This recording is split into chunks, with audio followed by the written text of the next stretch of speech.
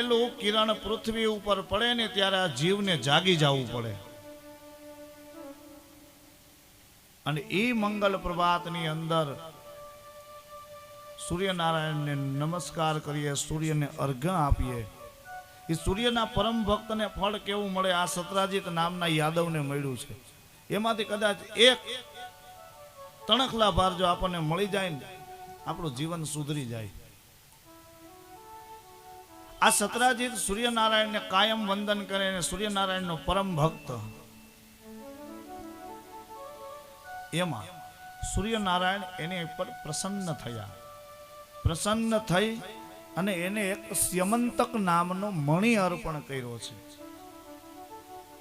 આ સ્યમંતક નામનો મણિ સત્રાજીતને મળે એટલે સત્રાજીતને આનંદનો ક્યાંય પાર ન રહે. અને સ્યમંતક મણિ સત્રાજીત દ્વારિકાની અંદર લઈ આવે. આ સ્યમંતક મણિ એવો કે હવારમાં સૂર્યનું પહેલું કિરણ મણિ ઉપર પડે એટલે હવારમાં પોરમાં 8 ભાર સોનું આપે. આપણને હાથમાં આવી ગયો હોય તો સવારમાં 8 ભાર સોનું આપે.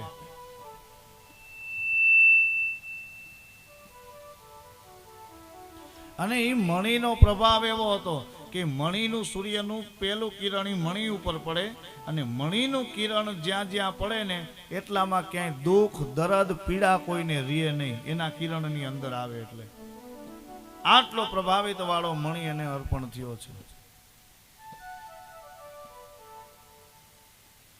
અને ત્યારે કોઈ યાદવોએ આવીને કહ્યું છે કે કૃષ્ણ, અત્યારે તો સાંજનો સમય છે. હું જ્યાં સુધી માનું કે હમણાં થોડી વાર પહેલા તો સંધ્યા ઢળી હતી, તો આ રાત્રિનો સમય છે. આ સૂર્યનો પ્રકાશ આટલું બધું અંજવાળું, આનું કારણ શું છે? અને ત્યારે કોઈ યાદવે કહ્યું કે આ સત્રાજીતનું તપ એટલું બધું થઈ ગયું કે સત્રાજીતે સૂર્યનારાયણને પ્રસન્ન કર્યા અને સૂર્યનો પ્રકાશ દ્વારિકાની ઉપર પડ્યો. ને કૃષ્ણ કે એવું કાંઈ નથી. આ જે પ્રકાશ છે ને એ પ્રકાશ સ્યમંતક નામના મણિનો પ્રકાશ છે. એના કારણે અંજવાળા અંજવાળા થઈ ગયા છે.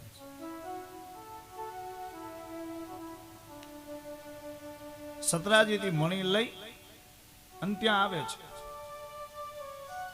કૃષ્ણને બતાવે છે. ને કૃષ્ણએ બહુ રાજીપો વ્યક્ત કર્યો છે. ને કૃષ્ણએ કહ્યું, મજાક કરી છે કૃષ્ણએ કે આ મણિ તો તારી પાસે નહીં, મારા મુકુટ ઉપર શોભે.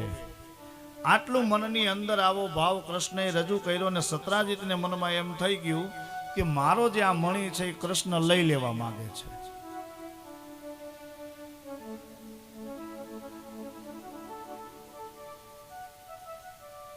કૃષ્ણએ કીધું કે આ મણિ આપણને શોભે નહીં, એક કામ કર, આ મણિ દાદા ઉગ્રસેનને આપી આવ મથુરાની અંદર જઈ. લોભને વશમાં થઈને સત્રાજીતે ના પાડીને સત્રાજીતના મનમાં આવું કપટ ઉત્પન્ન થયું કે હવે મણિ મારે સંતાડી દેવો પડશે, નહીતર કૃષ્ણની દ્રષ્ટિ આમાં ગઈ છે. અને એમાં એક દિવસ ઘટના બની એવી, બારગામ ગયા હોય ને ઘરમાં 5-10 હજાર રૂપિયા 5 લાખ રૂપિયા પડ્યા હોય, પ્રસંગમાં ગયા હોય ને જીવ ઘરે હોય એટલે ચોરી થાય જ.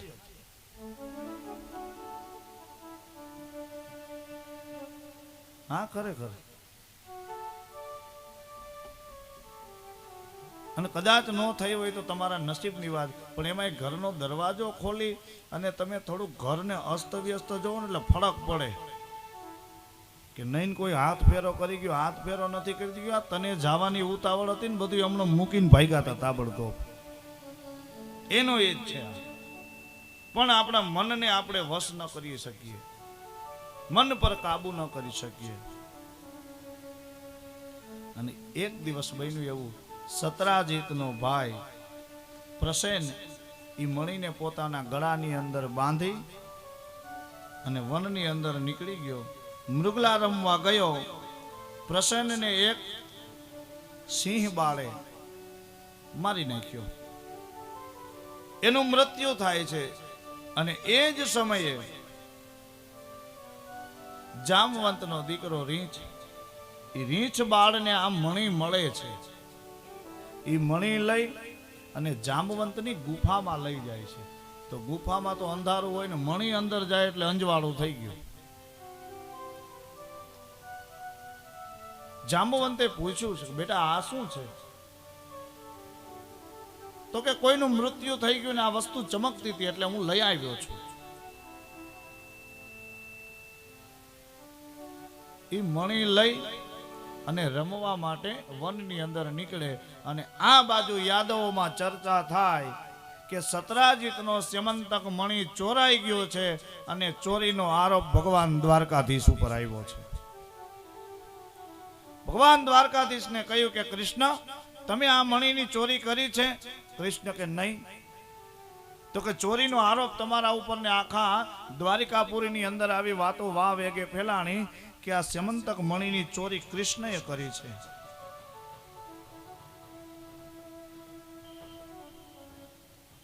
કૃષ્ણ ઉપર ચોરીનો આરોપ આવ્યો અને કૃષ્ણ કે હવે તો ના છૂટકે આ મણી શોધવો પડશે મારે, નહીતર આ કલંક રહી જશે મારી માથે. અને ત્યારે પરિબ્રહ્મ પરમાત્મા ભગવાન દ્વારકાધીશ એ મણીની શોધ માટે જંગલની અંદર જાય ને જંગલની અંદર જતા કહેવાય આ રીંછ બાળક આ મણી લઈને રમે છે ને કૃષ્ણની દ્રષ્ટિ ત્યાં જાય. ભગવાન દ્વારકાધીશની દ્રષ્ટિ ત્યાં ગઈ ને ભગવાન દ્વારકાધીશે કીધું કે આ મણી મને સોંપી દે. રીંછ બાળના હાથમાં મણી લેવાનો પ્રયાસ કર્યો અને જેવો મણી લેવાનો પ્રયાસ કર્યો ને બાળકે ગળગળતી દોટ મૂકી અને જાંબુવંતની ગુફાની અંદર જાય અને જાંબુવંતને કીધું કે કોઈ આવ્યો છે? માથે મુકુટ પહેર્યું છે,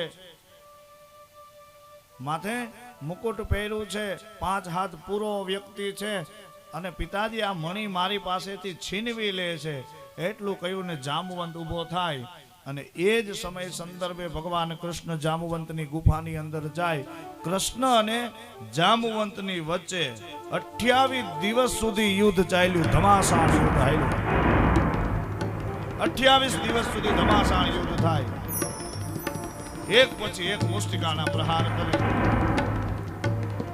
એમાં ઘટના એવી બની, ભગવાન કૃષ્ણએ એ જાંબુવંતના લલાટ ઉપર એક મુષ્ટિકાનો પ્રહાર કર્યો અને લલાટ ઉપર મુષ્ટિકાનો પ્રહાર કરી અને જાંબુવંતને ભ્રાંતિ થઈ. પોતાનો પાછલો અવતાર યાદ આવ્યો. પાછલો અવતાર યાદ આવ્યો ને પોતે લાકડી પડે ભગવાન કૃષ્ણના ચરણમાં પડી ગયા અને કહ્યું છે, હે પ્રભુ, હે નારાયણ, મને માફ કરી દો. હું આપને ઓળખી ન શક્યો કે આપ સ્વયં નારાયણ છો. કૃષ્ણએ કહ્યું છે કે ચોરીનો આરોપ મારી માથે આવ્યો એટલે આ મણી જેનો છે એને સહી સલામત સુપ્રદ કરવા માટે હું આવ્યો છું. એ મણી લીધો, ભગવાનને કહ્યું કે લ્યો. મણી અર્પણ કર્યો ને ભગવાને કીધું હાલો હું રજા લઉં. એમ પ્રભુ રજા નથી લેવાની. કેમ? તો કે વહાલો અવતાર યાદ કરો પ્રભુ. તમે કાંઈક રામા અવતારની અંદર મારા વચનને બદ્ધ થયા હતા માટે હે પ્રભુ, એ આ રામા અવતારની વાત છે.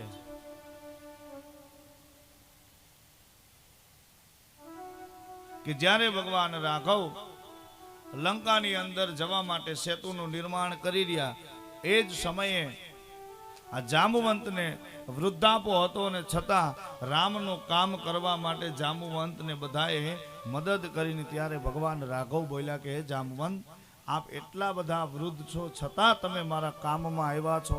હું તમારા કામ ઉપર પ્રસન્ન થયો છું.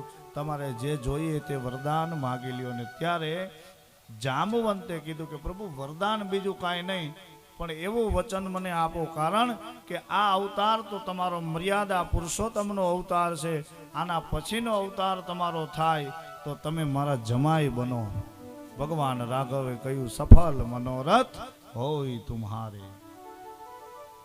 તો કે પ્રભુ, એ પૂર્વ અવતાર યાદ છે? તો કે હા, મને યાદ છે. તો તમે મારી દીકરી જાંબુવતી સાથે પાણી ગ્રહણ કરો. ભગવાન કૃષ્ણ કે કોઈ વાંધો નહીં, વચન આપ્યું છે અને રામા અવતારની અંદર વચન આપ્યું હતું ત્યારે તો વચનનો મહિમા હતો, કદાચ કે આ અવતારમાં વચન હોત તો તોડી નાખત, પણ એ મર્યાદા અવતાર હતો. કોઈ વાંધો નહીં. અને ભગવાન દ્વારકાધીશ બેઠા છે. જાંબુવંતી કીધું કે દીકરી જાંબુવંતી જલ ભરી આવો. હવે પાણી ભરીને આવે છે અને ભગવાન દ્વારકાધીશ પોતાની નજર જમીન ઉપર રાખીને બેઠા છે. અને આ બધું કૃષ્ણએ શીખડાવ્યું છે. હાહરાન ઘર પહેલી વાર જાય ને એ તમારે જો એવો ડાયો થઈ ગયો હોય તો એમ થાય ખરેખર આના જેવો તો ડાયો ક્યાંય દુનિયામાં નથી. અને લગ્ન થઈ જાય ને હવા મહિના પછી એની કળા ઉત્પન્ન કરે. હા,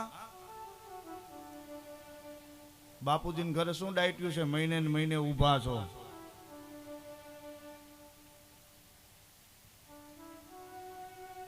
અને પોતે નીચે મસ્તક રાખી અને નજર નીચે રાખીને બેઠા. એમાં જાંબુવંતીજી આવે છે. ભગવાન કૃષ્ણએ પેલા એના ચરણ જોયા, ચરણના દર્શન કર્યા. હવે જાંબુવંતી એટલે રીંછની દીકરી એટલે રીંછડી જ હોય. આવડા આવડા નખ દેખાણા બાપુ. હો. અને ખરેખર અત્યારે આ સમય એવો આવ્યો છે ને મારો બાપ એમ થાય કે આમ હદ વટાવી દીધી છે.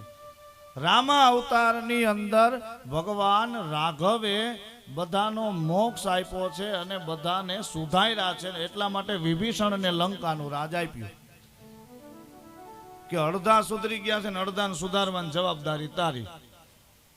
અને આપણે રાક્ષસો કોને કહીએ કે માથે શિંગડા હોય. બહુ સમજવા જેવી વાત છે. કળિયુગની અંદર આ છેલ્લો દિવસ છે એટલે તમને કહેતો જાઉં છું. માથે બે શિંગડા હોય. એનો ખોરાક કેવો હોય તમને ખબર ને? રાક્ષસોનો પાવડા પાવડા જેવા નખ હોય. હા, મારે જે એક જગ્યાએ સામયું હતું બાપુ, આ સત્ય ઘટના.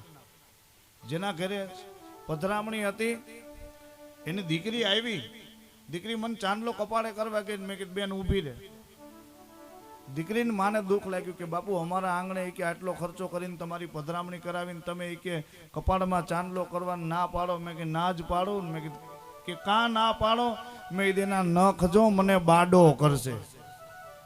પાવડા પાવડા જેવા નખ. આ ભગવાન રામે રાક્ષસ માંથી થોડોક સુધારો કરી નાખ્યો અને માંડ સુધરું પાછી એ જ વૃત્તિ તરફ વળાંક લીધો છે. સાહેબ, ન ખાવાના ખોરાક ખાઈ રહ્યા છો કળિયુગની અંદર, ન પીવાના પદાર્થો પી રહ્યા છો. અને જે આપણી સંસ્કૃતિ નથી એ સંસ્કૃતિને આપણે પકડી છે. આપણી મોટી કરુણા છે. એટલે આ દેશના સંતો કહેતા હોય છે કાયમને માટે